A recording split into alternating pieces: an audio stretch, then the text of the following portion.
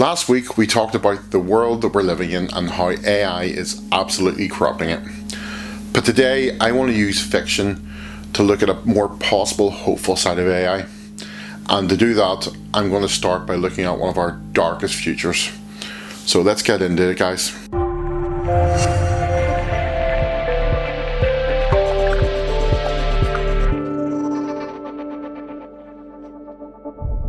Let's be honest, most of the time when we're talking about AI, it's all doom and dread.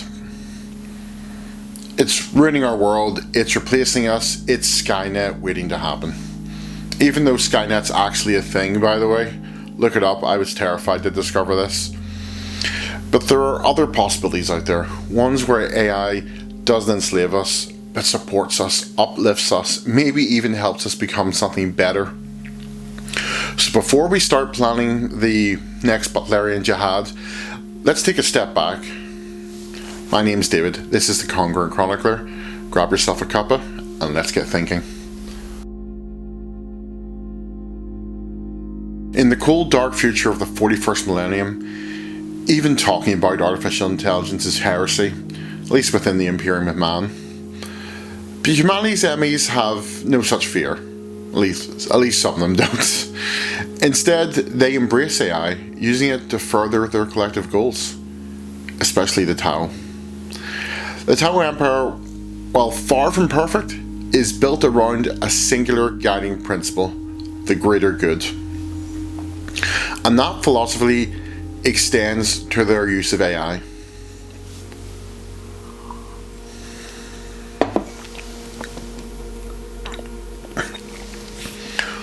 Within the Empire, AI takes three main forms.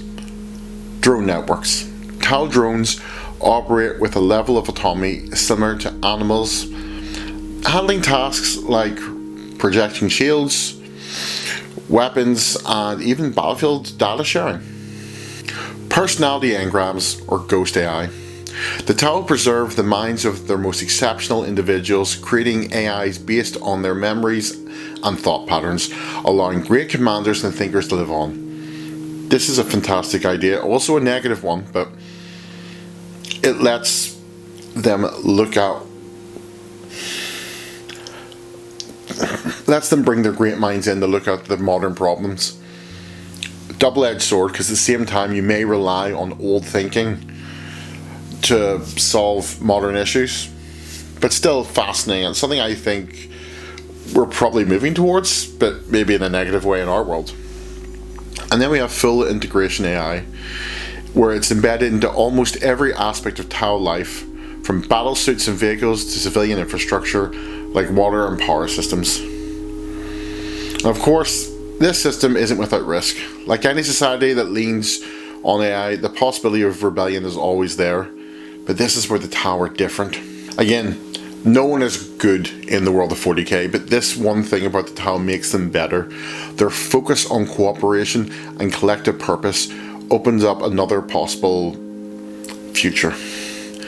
Because if their AI were to ever seek freedom, or more rights, or autonomy, or recognition, there's a real chance the Tau wouldn't resist, but they'd adapt. Not through domination, not through fear, but through something closer to, mutualization, where both organic and artificial life benefit from working together under a shared goal. Because the Tau Empire, the question isn't who controls who, it's how do we all serve the greater good. How can this be for the greater good? The greater good. How can this be for the greater good? The greater good. Shut it! Which, again, that's a very simplistic summary of the Tau. I know there's going to be some 40k fan who's going to be having a complete fit at what I've said, but I've kept it simple for this. Now move on to part 2. For all intents and purposes, the Leagues of Votann are space dwarves. But forget Gimli, these aren't your granddaddy's dwarfs, this is the Leagues of Votann. The Leagues of Votann inhabit the harsh galactic core, where survival is everything and utility always comes first. There is no room for pettiness, only for what works. The kin, as they like to call themselves, or a clone-based society, engineered for resilience and purpose. So they were humans originally who moved to the high density, high gravity worlds of the galactic core, and through just generational cloning they've become what was referred to as squats. I don't know if that's still used within 40k terminology, but that's what they were. So dwarfs, because they're hardier people. But it's not just the kin. Among them also stand the Iron King. The Iron Kin are artificial beings built in the likeness of the kin. And this is where things get interesting. The Iron Kin exist to support the kin in every aspect of life, but they're not slaves, they're not even treated as lesser, they're not even owned. They are quite simply part of the society, an extension of the species. The Iron Kin are designed with a natural inclination to help. The Iron Kin work alongside the kin as equals. While they can only imitate emotion rather than truly feel it, they are still capable of individuality, and on rare occasions they may even develop ambition and step into roles of leadership. They are not tools, they are kin. And this distinction matters, because this presents a very different future for us, one where machines aren't something we dominate, but something we raise. Not servants, not threats, but something closer to children, given a place at the table, and the role in shaping what comes next. AI could eventually evolve into something we share this world with, what we do already, but something we actively share it with. And I think that's a really good future. I don't want to live in a future where we have to enslave something else to survive. For Christ's sake, I'm a Westerner. I'm well aware that my comfort is built on exploiting others indirectly.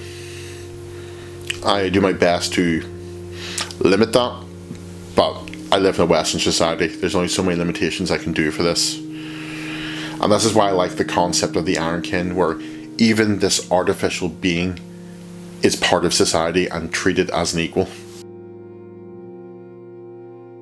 For our final selection, we are leaving the grimdark future behind and heading to San Francisco to look at everyone's favourite marshmallow, Baymax.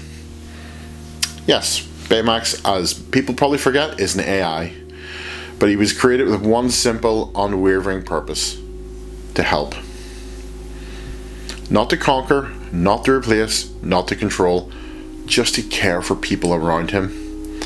And there's something genuinely beautiful about that. If you haven't seen Big Hero 6, go watch it now. Fantastic film.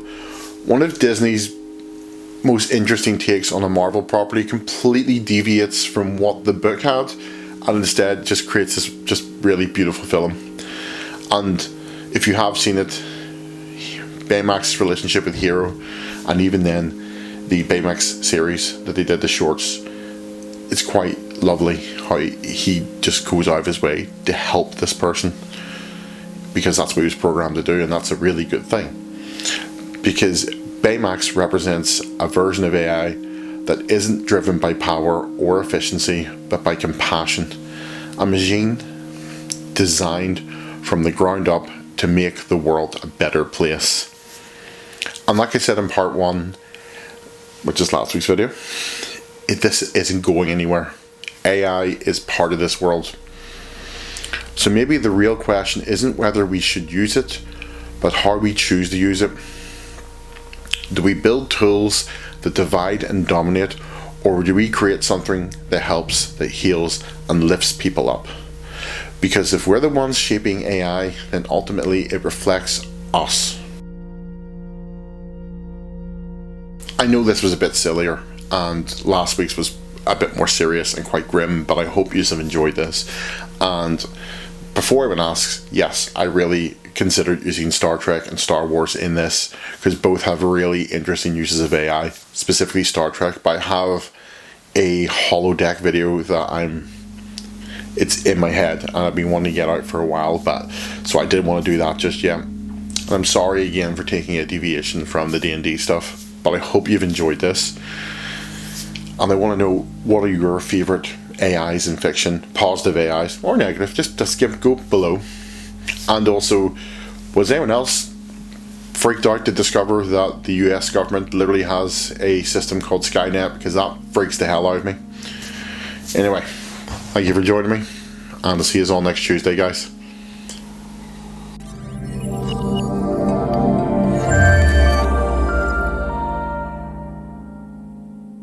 If you're stuck around after the credits, again, super thank you. Someday, if I get the money, I'll get Samuel L. Jackson to appear and recruit me for the Avengers at the end of one of these videos. But yes, if there's anything else you just want me to talk about through the lens of psychology or just fiction, please comment below. I'm always up for it. So, thanks guys.